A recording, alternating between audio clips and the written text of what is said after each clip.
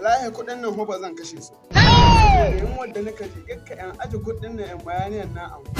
Dalilin nan sai da na yi da ken na haɗa da kuma sai da na saki layi na samu ni da ci. Don haka ba zan kashe su.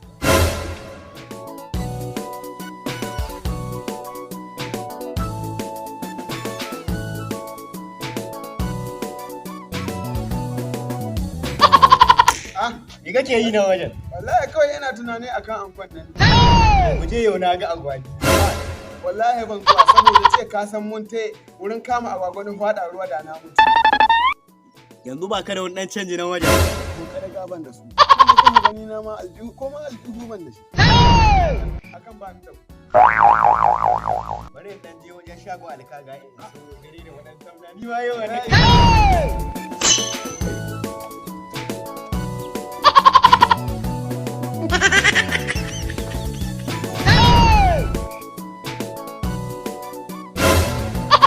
Yunwa na kaje wa haka ji. A ci a hankali. In ka ne ka zama faruwa ta ne ka sai aboka. Ka mun da sai ai ban da aboki kamar ka.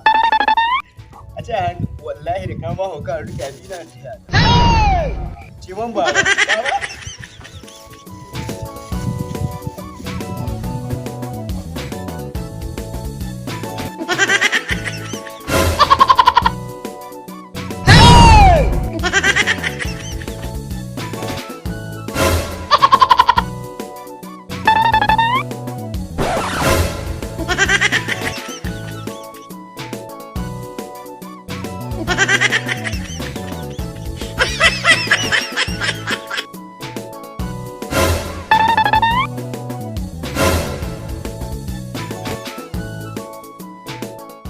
Wallahi kuɗi na ne sai ka